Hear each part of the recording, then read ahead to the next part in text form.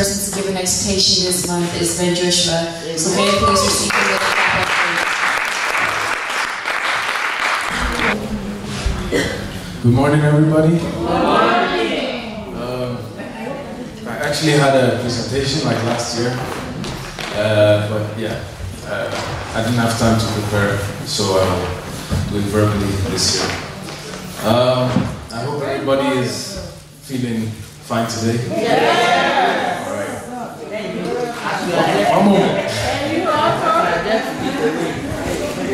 How are you today? How are you feeling? I'm very fine, thank you. So, this year, as most of you know, last year I talked about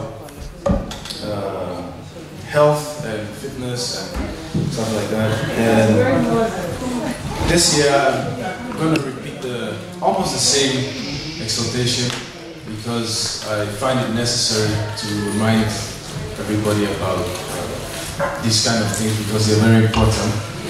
So before I start, I have a few questions for everyone.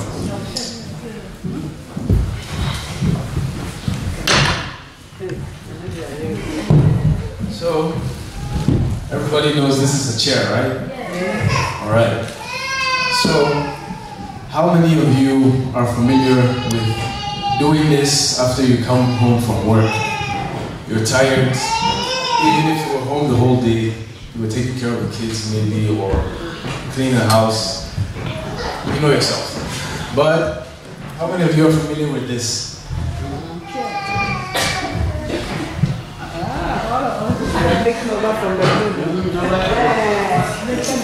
All the time.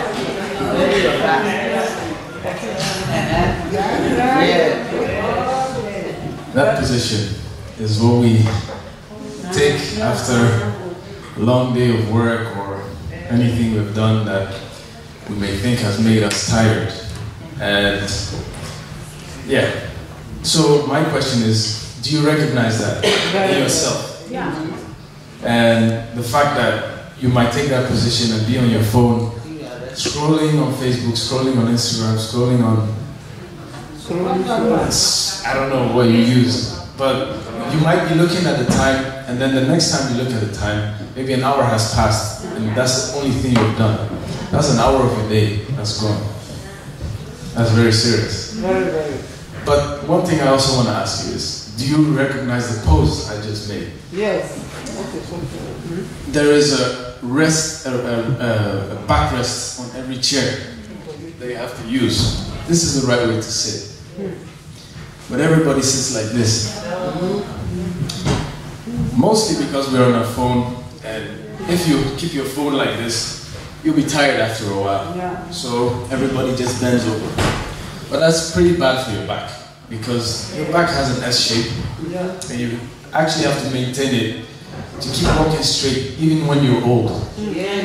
So if you don't maintain that shape, you will start walking like this, and nobody wants that. So those are my two questions. And we all know that the Bible says our body is the temple of God. And we all know this building can also be seen as a temple. Who maintains this place?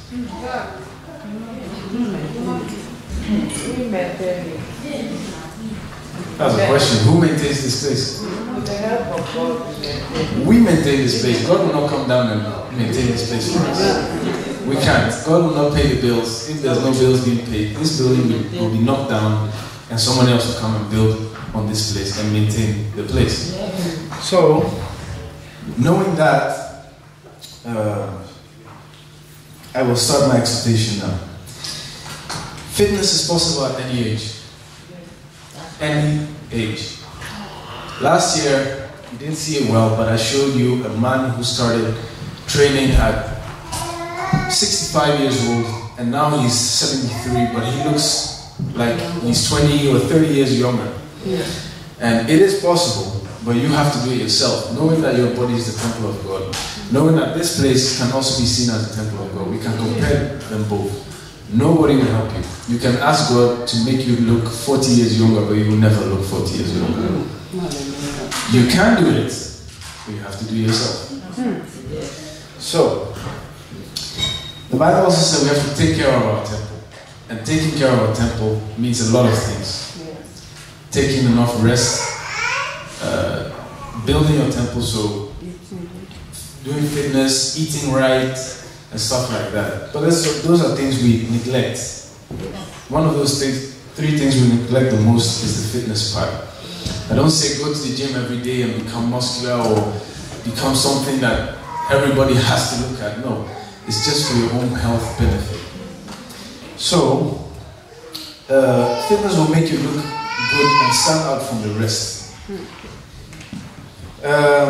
Staying fit for the rest of your life will prolong your lifespan. Everybody has a lifespan. But you can already see, when you look at somebody, you can already see when they're getting old, like, alright, you didn't pay attention to this and this and this in your life. When you see someone smoking and smoked for 50 years, you'll probably notice by looking at the person. You see somebody drinking for a long time, you'll probably notice by the stomach or something else. Somebody eating a lot of food every day for a long time, you'll probably notice. Those are things you mostly can't hide. So, this will prolong your lifespan. And it builds blocks. So what I mean by building blocks is, this year I'll just go through everything very quickly because I don't have the presentation. Building blocks, especially for women. Women who haven't been pregnant before, or even after your pregnancy, you can build blocks. What I mean by blocks is, you have your normal state of your body, and you get married, you have children, and then after your first child, second child, the body starts degrading. Everybody knows that. Because you had another person in you. It takes a lot of energy, it takes a lot of your, I don't want to, but it takes a lot of your youthfulness away. And that's a fact. So, what you actually can do before or even after the pregnancy is a bit of training. Your body will get used to the training and you will have a physique that you already had, like when you were younger. The difference between somebody who has trained and became pregnant and had a child and somebody who didn't is after the pregnancy, it will be harder for someone who did not train to go back. It will be harder. For someone who has trained, he has a block. And that block, you can always go back to it. And you always build up on it while you're training. So you go up. And a lot of women these days, they don't, let me say this before I say this. In my secondary school years, I started asking a lot of questions because in our biology lessons, we had a teacher that wasn't really comfortable with her body. And she was very open with saying it and stuff, and she had like 5 children and she wasn't comfortable and she has tried a lot of things and it didn't work out for her, and she was telling us that it was always weighing on her, and eventually she was always telling us these things, and it was very sad. So I took it on myself to ask around. I interviewed a lot of people, just to find out why these things happen. So over the years, I got a lot of information, and that is what I'm sharing. So, let me see. Going to this, I studied also breakups and divorces. And there are a lot of causes for breakups and divorces and stuff like that. But there have been a lot of surveys, and I've asked a lot of people who have been in this situation before, what is the biggest motive for most people to either cheat, divorce, or separate? And one of the biggest motives, one of them, was they don't see their partner the way they saw them before. And that's very sad. Because when you're young, you see someone of your opposite sex and you're like, hey, you like the person. When you see somebody for the first time, you're not like, oh, your personality is very great.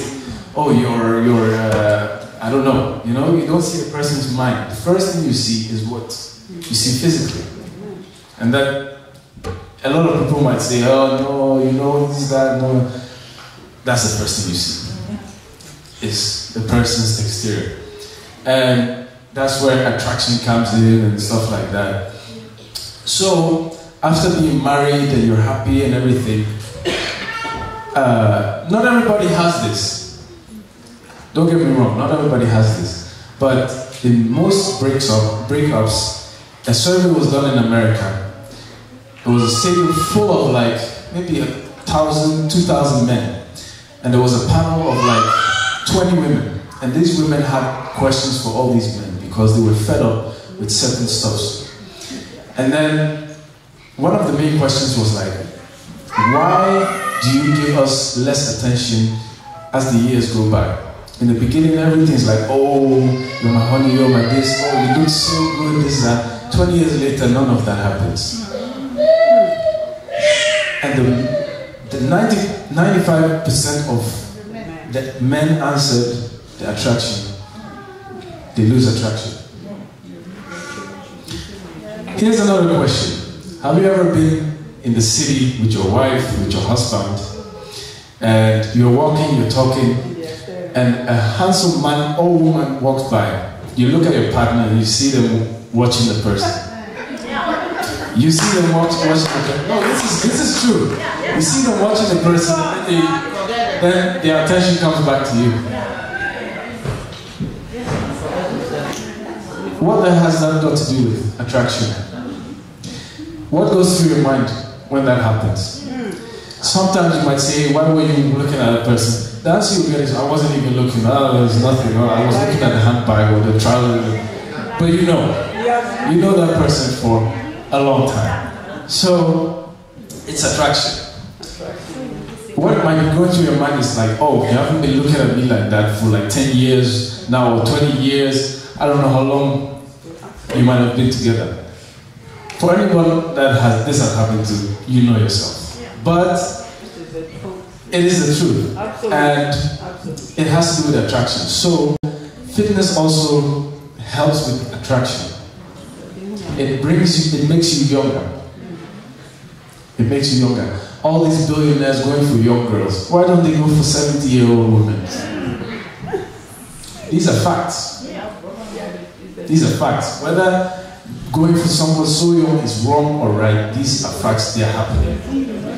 So, that was the result of a study that I did and also surveys that have been placed. So, watch your physique. Fitness is also a choice. So, it will never happen unless you choose for it to happen. Amen. Another big problem is the lower back. It's a very small muscle, located right above the bum. So there is something called an anterior pelvic tilt. It's caused by sitting too much. That's the main reason for it happening. And our bodies are actually energy sources. Like, we can do a lot of things throughout the day. But we limit our minds to what we can do because of certain routines. We have our daily routines, yearly routines that we have been following for years. You wake up, take your children to school, or you wake up, you go to work, come back, you rest, eat, rest again, sleep, and do the same thing. We have to break from these type of routines, because it's not good for our health. What I mean by that is, if you want to become healthier, if you want to make the choice to do that, you have to stop certain things. One of the things I showed you just now was this. Sitting down, coming home from work, a half an hour, a whole hour on your phone, or watching television. That TV series you're watching won't do anything for you. Anything. That's a fact. You watch it, you enjoy it a little bit. 2 days later, you've forgotten about it. But this position also is very bad. So that, I'm sure you have seen some people who walk and their lower back is either like this or all the way like this, and they're walking and you're like, why are you walking like that? You know? That's what you might think. And you can't blame them because it's happening unconsciously. They might not feel it, but in the later years they will definitely feel it. And that's called an anterior pelvic tilt. It's caused by sitting down too much. That's the main cause. The lower back muscle and the hip muscles are then stressed and shortened. They're stressed and shortened. They take over the function of your abdominals. So your obliques and your lower back, they take the function over of your abdominals. So what happens to your abdominals? They relax, and then the fat of what you eat stores over there. So that's why it's easy to get a big stomach or, you know, those things. Because the lower back takes over all the work. But it's not meant for that. It's a very small muscle. So, instead of sitting down for like an hour or 2 hours, because time will pass by very fast when you're busy. After sitting down for like 20 minutes or 15 minutes, stand up, go and do something.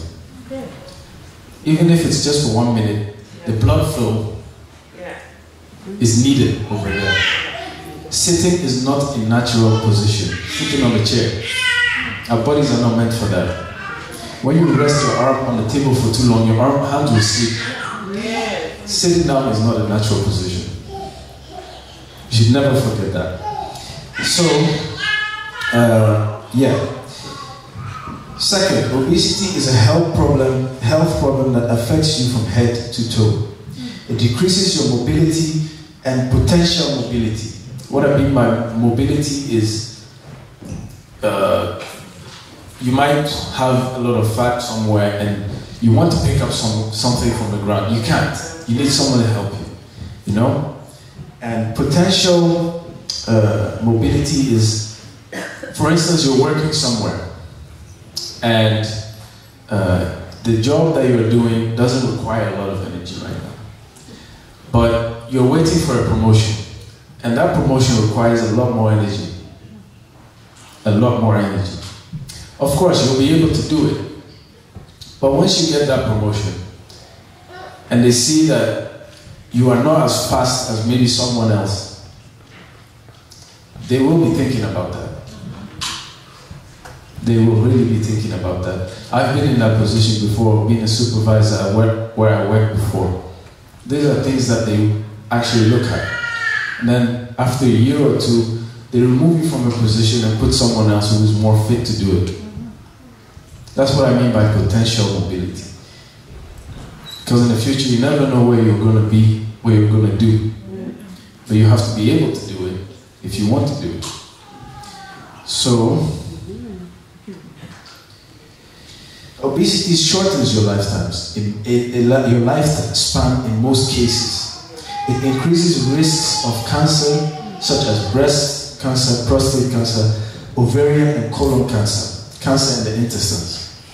And those are cancers that they build up over a long period of time, and then when you realize it,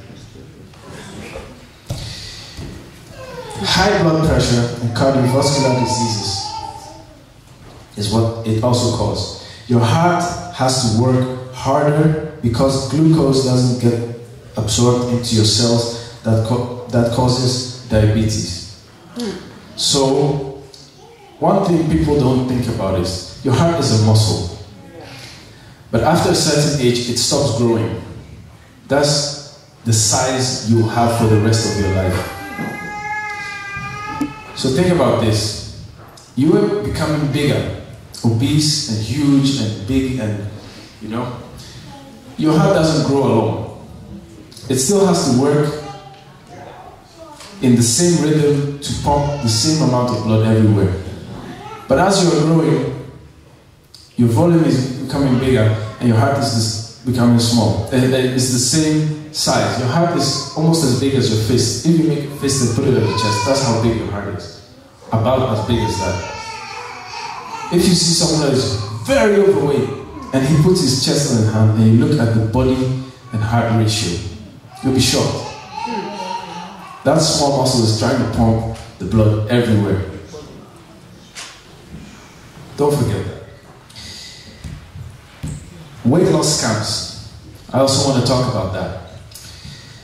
There are body wraps, arm wraps, thigh wraps, stomach wraps that people use. And yeah, I know it's funny when we talk about it, but it's seriously being used. And it's actually very, very, very, very bad for you. There is a function for those things. When you're training and you're carrying heavy stuff and you don't want to risk breaking a certain part of your body, you can use that to strengthen your body. But that's only for a short period of time. After that, you remove it. But you have people who now, especially women, who wear the stomach wraps to flatten the stomach, tie for the bum, for the arms. These days you have for the whole body, you know? And it's not fair also for the men. Because you might see a woman and you're like, wow. You're like, wow. Wow. Because the first thing you see about a person is? Alright. Then you get to know the person, very nice, you get married, and it comes off.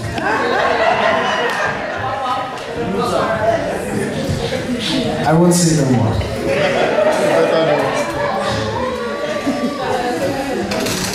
So these wraps are made to make you sweat more.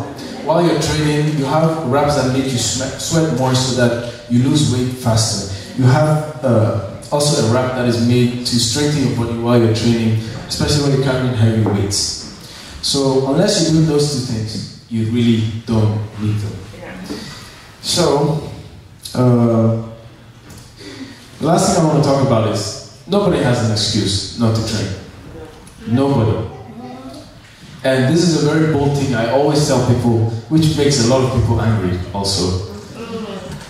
Because you have people that get amputated.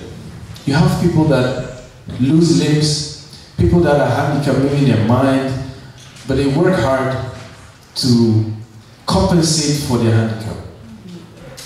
You see these people even sometimes outlive people who have everything on their body. And when you look at it logically, it shouldn't be possible because these people have lost something that is very important on their body. And us who have everything, we have everything. We have our arms, fingers, toes, knees, every joint, and we don't use them to our full potential. So that half an hour, that hour that you spend after work, and one thing is, after work, your body is still energetic. You might feel tired because your brain tells you you're tired, but you still have that energy. Once you sit down, it's over. After work, don't sit down. Walk around, do stuff. Even if it's going outside and jogging, it's better than coming home and sitting down every day. Changing that small bit of your day, and half an hour that you used to do something fit. Changing that small routine will change your life completely. It will change it completely. So nobody has an excuse. Nobody can complain about looking at a picture and seeing yourself when you were younger. Oh, I wish I looked like this. Nobody can use that excuse. Nobody. It just takes a half an hour to an hour every day. Nobody can say, oh, I have 5 kids I'm taking care of and my husband is at work. There are women out there with 5, 6 children doing this alone. Alone. Working, taking care of their children, training, even having hobbies on the side. These are serious things. So nobody has an excuse. If someone can do it elsewhere, you can do it also. So don't make excuses. Do it.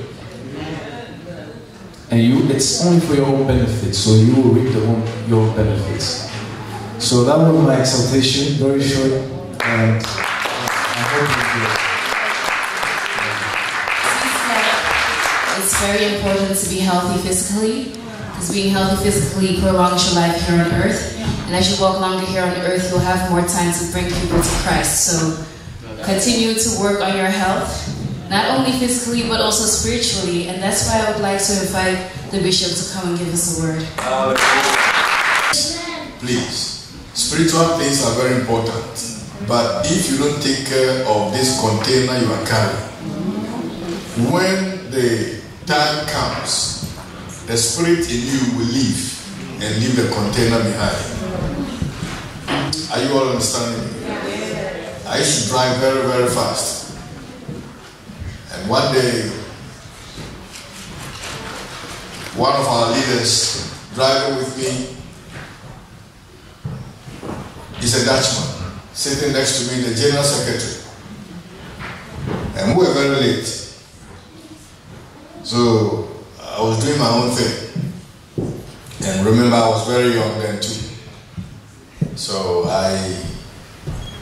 not knowing, he was sitting next to me very, very uncomfortable. He had squeezed himself in the seat. And we got to a place and he said, son, can I tell you something? I said, yes. He said, do you know that the angel of the Lord driving with you, if you are going to get yourself involved in an accident, the angel will go out and you'll be left alone? He said, you will crash alone. I said, is that so? He said, yes. I said, praise the Lord. So since then, I drive normal so the angel will not. Amen. Listen, Ben made mention of one or two things and I noted them. He said, sometimes you see somebody walking in a way that you look at the person and you say, why is he or she walking like that? Or why is he or she looking like this? Where did this come from? So the question I've put down is, where did this come from? It started somewhere. Are you all with me? Give me 10 minutes. What I'm going to do this month is to make sure that after the youth have given you the word of God, the exhortation, I will come like a mother in the house. After the young ladies, have you ever cooked and then your mother went to the kitchen and the first thing she did was to taste whether there's enough salt? Yeah. And then without asking you, they just come and chop, chop, chop, chop. Oh, you don't cook. You cook? I was looking for an answer, I didn't hear you. Do you cook? Okay. All right, but then spiritually, it's my duty to come and put some spices in also to make it, much more. It's rich already, but make it much more richer and to add to it. Praise the Lord. The best breakfast table is not only bread and butter. You see salad, you see jam, you see water, you see different type of tea, coffee, different type of whatever. So that is good breakfast table. You see eggs, mashed eggs, smashed eggs, boiled eggs, fried eggs. You see all kinds of stuff. Amen. You see baked beans. Say baked beans. I'm whetting your appetite already. Somebody say amen. But if it's real African, you don't see those things. You see a bar. Early in the morning, you see yam.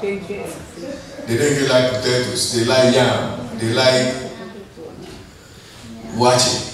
Alright. So whatever you have on your table today, listen. Praise the Lord. Listen. The Bible has given us some certain instructions that I want to share with you from the book of James. Come with me to the book of James chapter 3.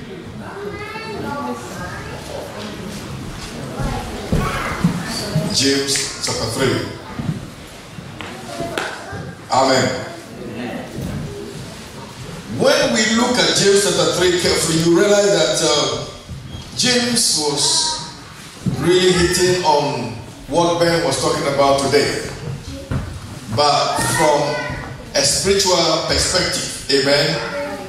Now, Ben was talking about how to take care of your physical body as a young lady and as a young man. Some men don't take care of their body too. You see all kinds of shape. Have you ever seen a man come in and when he passes, you look and there's a whoa. Did God create this? Yes, God did. It wasn't like that before. So where did this come from? That is my question. Where did this come from? Why do people end up in a certain way? It wasn't like that from the beginning. When Jesus was asked about marriage and divorce, and he said to Jesus, is it right for a man to put away his wife? And Jesus went to the scriptures and he said, from the beginning it was not like that. But because of the stiffness of the neck of the people, Moses gave them the permission to divorce their wives. When women, listen, take good care of your body. I'm going there again. Take good care of your body. I mean, when you look at the women in this room, you are all taking good care of your body. I'm serious. I travel a lot. Yesterday I was in Northampton and we were there for about 4 days, 3 days, and the hotel I stayed, the young girls stayed with their senior sister, and I really wanted to chill, have time and rest and pray. So I stayed in the hotel and the lift, I saw in the lift, they've written 630 kilos for 8 people. So the lift is very small, but it's supposed to take 8 people. Even the lift maker did not consider the fat ones. Please. Listen. Then my mind came on the fact that this lift cannot function in America. 8 people. Their weight should be 630 kilos to fit into that small lift. So about 8 of me can fit in there without a trouble. So, amen. But there are certain people I've seen on the other side that one person is weighing more than 630 kilos. So it means when you put 1.5 of them in that lift, not 2, the lift won't work. So how did they end up like that? They were not born like that. How did they end up like that? It means they didn't do certain things or they overdid certain things. Either they didn't do what they're supposed to do or they did what they're supposed to do, but they overdid it. So when we come to the book of James, James is talking about 2 things. Take note of it. I will spice this, and then next week, God's willing, I will add more from the same scripture. James chapter 3. Sister Martha, let me read what I have here from the English Standard Version. James chapter 3, verse 13 to 17. Are you with me today? He said, who is wise and understanding among you? With a question mark. By his good conduct, let him or her show his works in the meekness of wisdom. Key word. Say wisdom. Everyone say wisdom. Say wisdom. Say wisdom. But if you have bitter jealousy and selfish ambition in your hearts, do not boast and be false to the truth. Do not boast and be false to the truth. Say truth. So first you see what? Wisdom, and then you see what? Truth. Amen. He said, this is not the wisdom that comes down from above, but is earthly, unspiritual, demonic. For where jealousy and selfish ambition exist, there will be disorder and every vile practice. But the wisdom from above is first of all pure, then peaceable, gentle, open to reason season, full of mercy and good fruits, impartial and sincere. This is from the English Standard Version, short form ESV. When we look at the Bible carefully, you realize that this key word, I hope what you heard this morning, you are going to apply wisdom to what you heard from Ben. I'm telling you, amen? Amen. You see, this key word called wisdom is all over the scriptures. And for some of you to understand that I'm not lying to you, come with me to the book of Proverbs. Sister Martha, can you read Proverbs chapter 3? Verse 13 to 18. Proverbs 3, 13 to 18. Proverbs 3, 13 to 18. Amen. Proverbs chapter number 3, 13 to 18. Follow her as she reads. And look into your Bible or your iPad or iMe or IU. Alright? Go ahead. Proverbs chapter 3, verse 13 to 18. Joyful is the person who finds wisdom, the one who gains understanding. For wisdom is more profitable than silver, and her wages are better than gold. Wisdom is more precious than rubies. Nothing you desire can compare with her.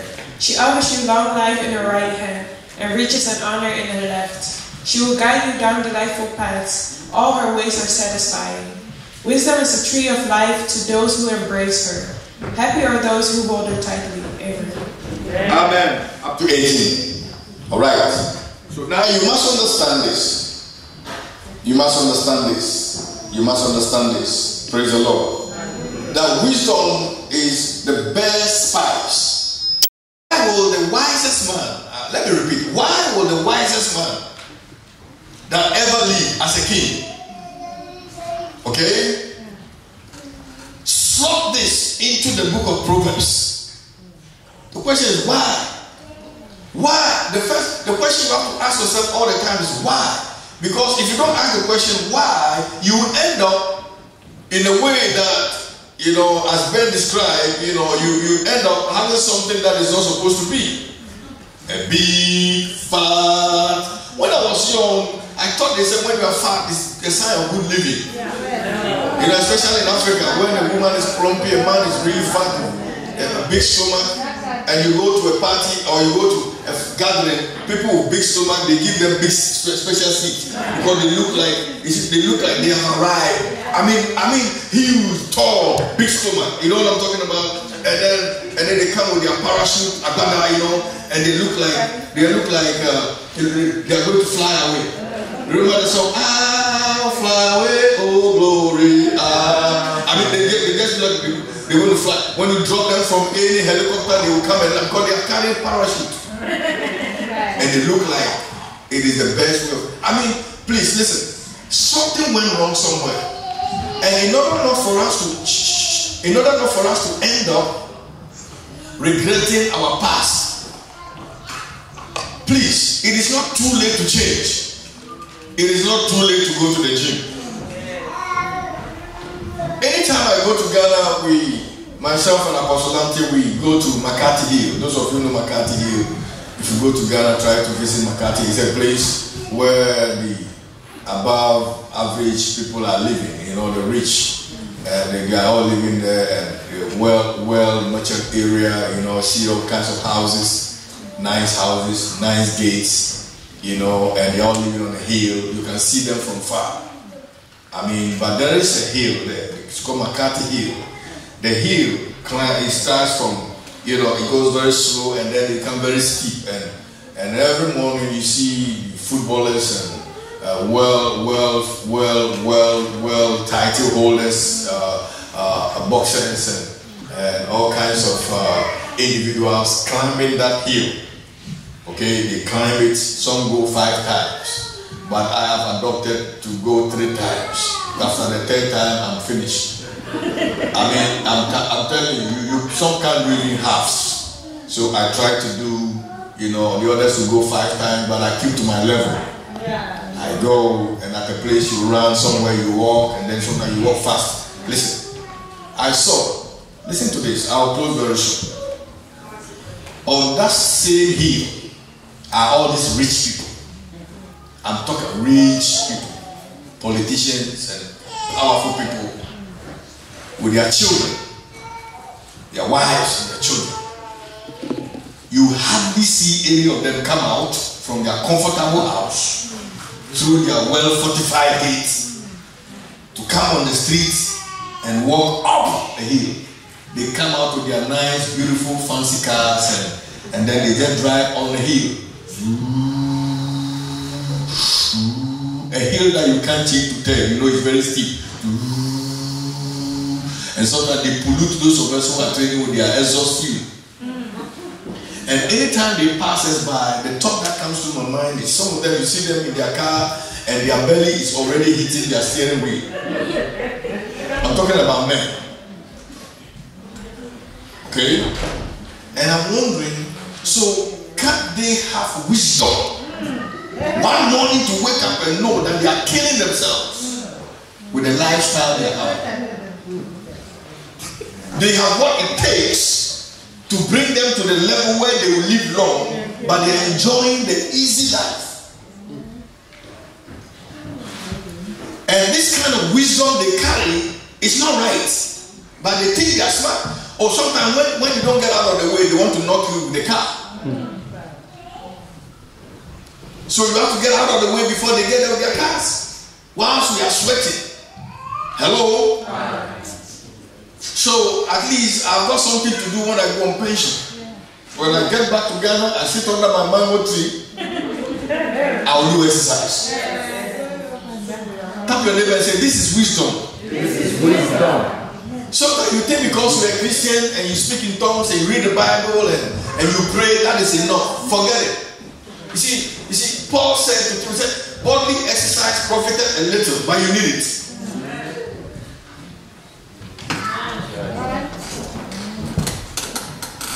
So, this wisdom I'm talking to you today is the kind of wisdom that God expects you to carry with you in your spiritual walk. Say spiritual walk. When it comes to exercise, it is physical walk. But I'm talking about your spiritual walk. You see people walking and wonder how they're walking like this. Hello? There was this guy in school they called Sonny Gaspar. Sonny Gaspar. And then when the girls say, go Sonny Gaspar, when you are in a mixed school, you know, where boys and girls are together, sometimes the boys can get spoiled because they want to show the girls that they did. Sonny Gaspar, Sonny Gaspar, Sonny Gaspar, Sonny Gaspar. That is not how he entered the school. But before we completed school, Sonny Gaspar, Sonny Gaspar. Hello. Now, this guy was intelligent. I think somewhere along the line, I think he got a job. He was well dressed. I met him on the street of Accra one day, well dressed, tie, everything. But the guy was in tie and was walking like this. He had tried to modify it. It was not like when he was in the body house, but this time, but you can still see that there's not something wrong with the way he's dressed and the way he's walking. Tap your name and say, get wisdom. All those who told him, Sonny Gaspar, they are all gone. Nobody shouting, Sonny Gaspar, but his walk has changed. Spiritual walk is very, very, very important. And the spiritual walk can be seen in what you do, your conduct, your talk. And Solomon said, look, if you get this wisdom that I'm talking to you, if you can understand this, if you can understand, in the Old Testament, God was still talking about wisdom because he created the heavens and the earth by his wisdom. He is the epitome of wisdom. You can't bypass wisdom. Wisdom is the best exercise you can have. See, what God created. Now, people are discovering what God has created already and they are sitting there saying that they are experts. Oh. The thing is already in existence. So. Mars has been there. Jupiter has been there. All the galaxies have been there before we came into being. Not through the fortuitous concourse of atoms, but through the creative ability and the wisdom of God. God created us and gave us wisdom to use our wisdom to replenish the earth. Now we've gotten to the point where we don't want to see God in everything that he has made, but want to see the creation of God through our own senses. So all these so-called astronomers and all kind of stuff, they sit down and they come out some theories. And they fly one rocket for months or years. They get to one planet and they bring pictures. And they call themselves experts. How many of them can walk on Mars? Oh, please talk to me. How many of them can even walk on the moon? How many of them can walk on water? None of them. We say they are experts. And they are quoted as if they are God. That is not smart. That does not mean smart. Hello? I said hello. So Christians, if we are not careful, we are going to make ourselves to look like we know and yet we don't know. And because you don't know and you're not doing according to knowledge, when you begin to act and talk and behave, people wonder, but why is it like this? Why is he talking like this? Why is she behaving like this? It's because something went wrong somewhere. You have the opportunity to become who God wants you to be. You have the opportunity to become the head and not the tail. But if you're not careful, you live like the tail.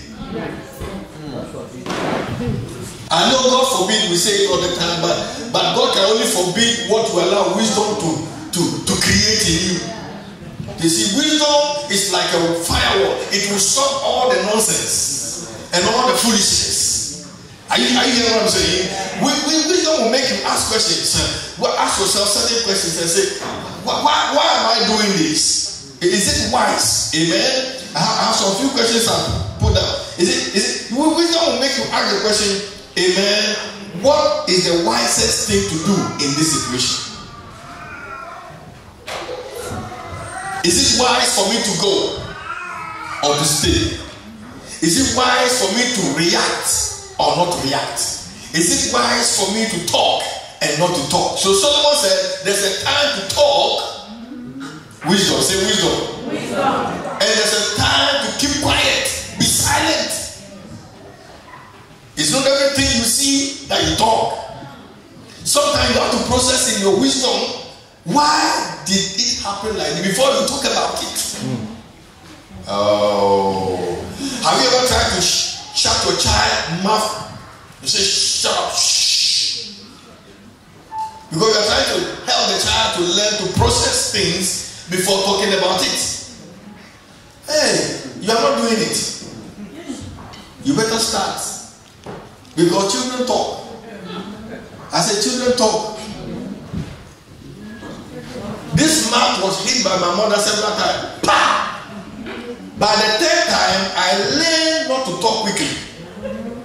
I weigh the atmosphere and see the condition and the situation my mother is in first. Whether she will accept this and I bring it. Hello? And I have to process it quickly and understand whether after talking I'll get into trouble or I'll be promoted with more meat on my food. I learned it by the third time she hit my mouth. Bah! Third time. It never happened again. Because each time she hit my mouth, I saw blood. Oh. Today they call it child abuse. They call it child abuse. But all the children too don't know that there's adult abuse. When you don't listen to your parents, you give them stress and they get high blood pressure. And that is adult abuse. Politicians don't make law to protect us from adult abuse. But when you correct your child, Andrew, am I lying? When you spank your child, and the child will go to school and say, they will write it down quickly. And they will call you to the school and say, we have heard that you have been beating this child. We are calling the social, what is the social club? Social workers. And they will come to your door. When this same child begin to walk in the way on the street, and the Lord says no, they are coming to you to ask you, why is your child walking like this? Why is your child shoplifting? But wisdom should tell you that don't allow that child to go that way. That is part of the exercise. Because your child is part of your body. It's like your hand your head, your neck, your stomach. So you don't want to see your stomach go all the way out. To bring it back is difficult. Yeah. You ask them, he will tell you. When after you have become like that, if you want to bring it back, right? Is it true? Hey, the kind of metals you'll be lifting, the kind of sweat you sweat. It's sad when you go to the gym, you don't see fat people. It's only the slim people who are not trying to put on macho who are there. And you ask yourself, where Jesus said, where are the 9? Where are the 9 that are overweight? Where are the 9 that are dying of strange sicknesses? Hello? Solomon said, praise the Lord.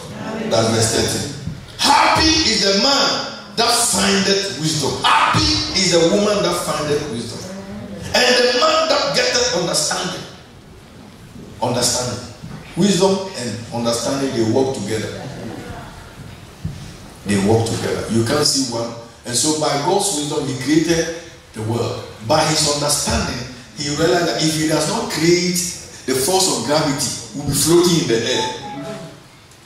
After creating you and me, we'll be floating in the air. And so by understanding, he created gravity to keep us down on the earth. Before he said, God, he said, let me solve that problem. Understanding kept everybody down. Gravity. So the gravitational force came into being through the wisdom and understanding of God, that if I will create this around the earth, all my creation will be safe. The water will not spill everywhere. The sea will be where it's supposed to be. Am I talking to somebody here? When you apply this to your spiritual walk with God, it will surprise you who you end up becoming. There are stuff in the Bible that will help you, like the force of gravity, to stay on course for Christ. You will know the truth, and the truth will. You will not walk the way somebody is walking if you know the walk is wrong. Is it right? Is it wise? Ask these questions. I will continue this next Sunday, but I want you to understand that Solomon said, if you get this wisdom, you'll be a happy man. You'll be a happy woman. There are a lot of benefits in there. A lot of benefits. Hallelujah. Amen. Hallelujah. Amen. The merchandise, the products that this wisdom brings to you is better than silver. Is better than gold. We know rich men who are stupid. Hello. There are certain rich men who are very, they have all the money, they have no wisdom. That is why Solomon asked God. Solomon, when he got the opportunity to become the world's most wisest man, the most richest man, he realized that wealth without wisdom is stupidity and foolishness. There's a man walked into my office. I want to conclude this. There is a man who came from this area, went to Ghana, and is doing business. And he's very rich. So everybody's afraid of him. Even judges can't touch him. They can't touch him. Now, a man walked into my office that had been sued by this man, abused by this man, and blackmailed in this land by this man. So, now they are all from this place. I will mention names. And this man is now sick, depressed, because he was telling this man, what you are doing here is bad. Because he has money, he's rich, very, very rich. So he has taken part of his wealth to Ghana, and he's doing some kind of business there, hotel business, all that kind of stuff, other kind of business. One of the things he does is to get all these 9 years, 10 years, 13-year-old girls to his mansion in the hotel. That is where he lives there. When this other man, who was a manager, said, what you are doing is wrong. And the story came out and came into the papers. This man was able to bribe his way through all the courts. Never went to jail 1 hour. Never went to police station to report 1 second. And the man that tried to tell you what you are doing is bad, he now was able to write a story in the papers here about this man till that man cannot even live here now. Is that wisdom? No. This kind of wisdom is earthly. It is demonic. It is sensual.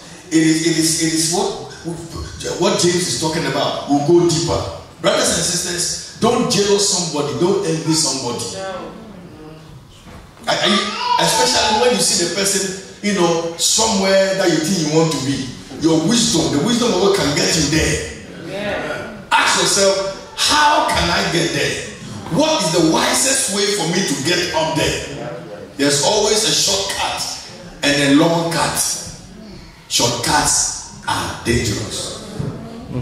Youth, shortcuts are dangerous. Children, shortcuts are dangerous. I don't know how many of you will feel nice if you went to a tailor to sew you a long trousers like this, and then you went and then he had shortcut it. Hey, you'll be angry, isn't it? My own material, and you gave me like this. My father did that to me. In the 70s, there was this James Brown type of dress.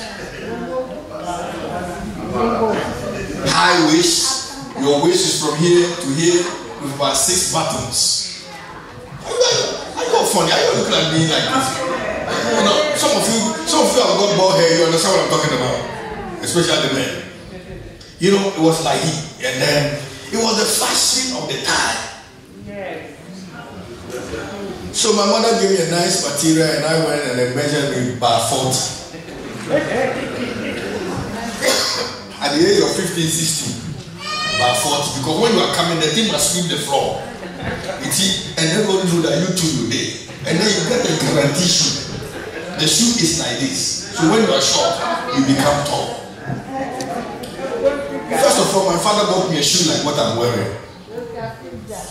I was already in trouble. My friends would laugh at me.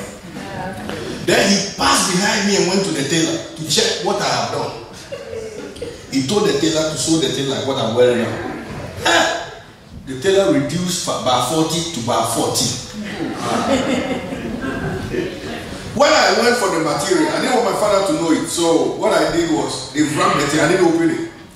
We were going to travel with my father's taxi to the village. So I was the last person to dress up. Because I didn't want my father to know and tell me, remove that dress. So I was hanging around, very busy.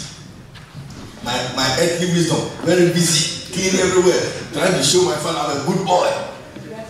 At the back of my mind, I was waiting for them to be outside. So when I wear the thing, I come out, it's too late. I was inside the room.